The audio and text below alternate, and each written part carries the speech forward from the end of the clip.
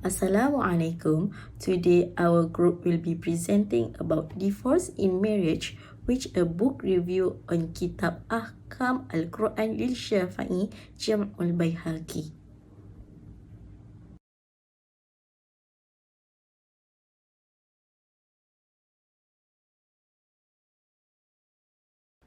Assalamualaikum warahmatullahi wabarakatuh.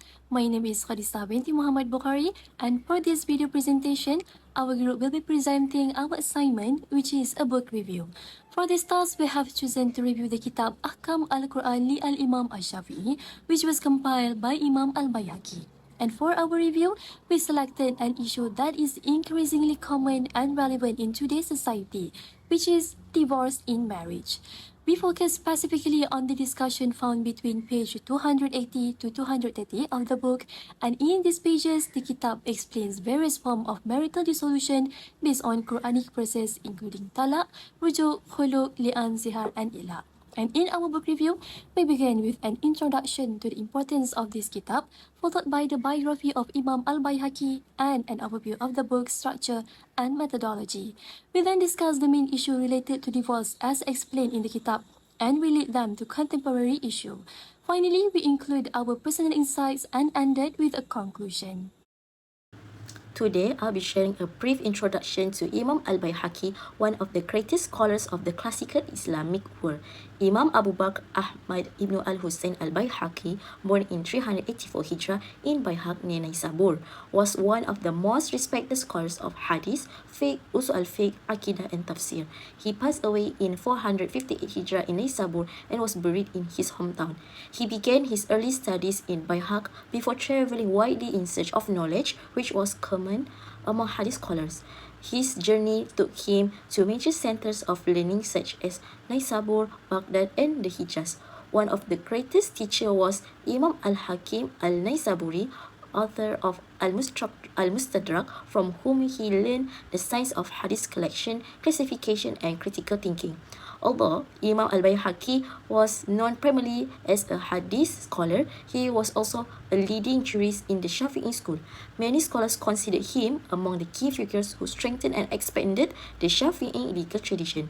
Among his major contributions is the book Ahkam al-Quran, which explains legal rulings derived from Quranic verses using tafsir, usul fiqh, and hadith in a clear and systematic way.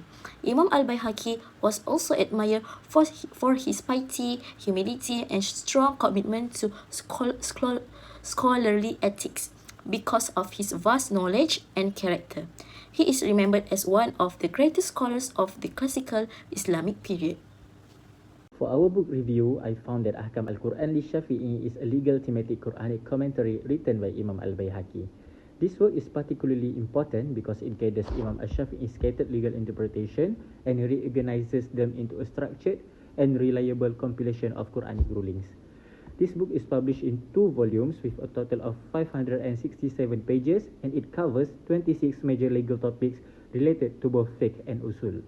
Imam Al-Bayhaqi's method is very systematic. Each discussion begins with a Quranic verse, then followed by an explanation of its language and context.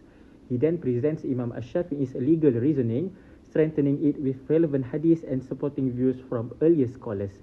Through this integrated approach, which he combining tafsir, fiqh, and hadith analysis, the book stands as one of the key references for understanding Shafi'i legal methodology. Overall, this work highlights how Quranic verse from the foundation of legal thought within the Shafi'i school of mazhab.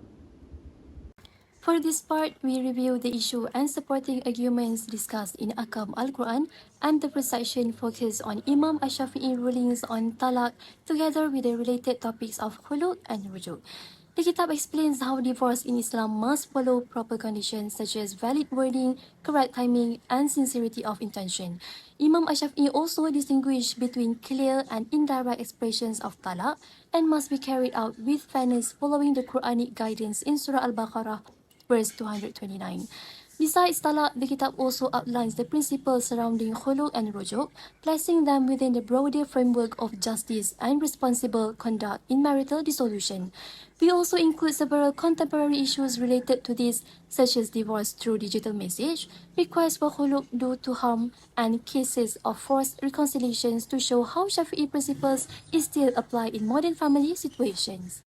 Hi and Assalamualaikum everyone. So today I will continue the presentation with the topic li'an. Li'an is a process in Islamic law used when a husband accuses his wife of adultery or denies paternity but has no 4 witnesses. As stated in the Surah An-Nur, verses 6 until 9, explains that both husband and wife must take 4 oaths and a 5th oath asking Allah curse upon themselves if they lie. This ensures serious accusations are handled fairly. In the Shafi'i school, li'an has 2 main purposes, which is the first one is to protect the wife from the hudud punishment of zina when there is no valid proof. And the second one is to ending the marriage permanently because trust between the couple is completely broken. In today's context, for the contemporary issues, li'an continues through the sumpah laknat in court. If a husband accuses without evidence, the wife can take this oath to defend her dignity.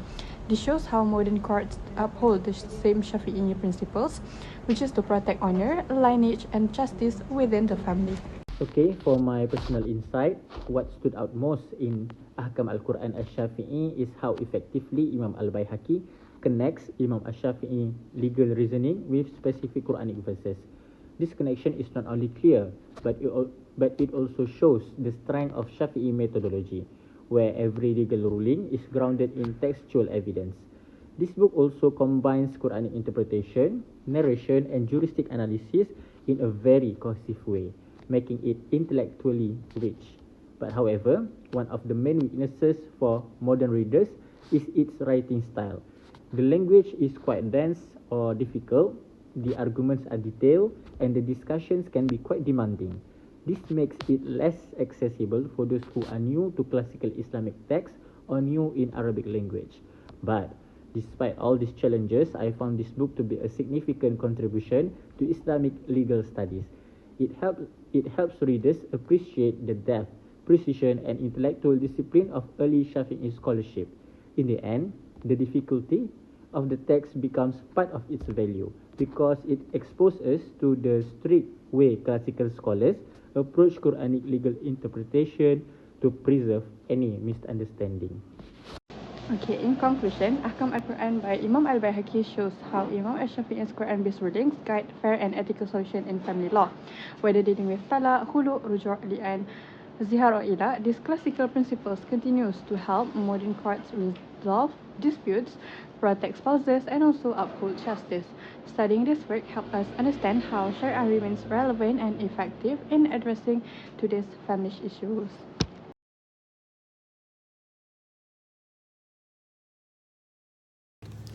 Thank you, Jazakumullah khairan, for your attention.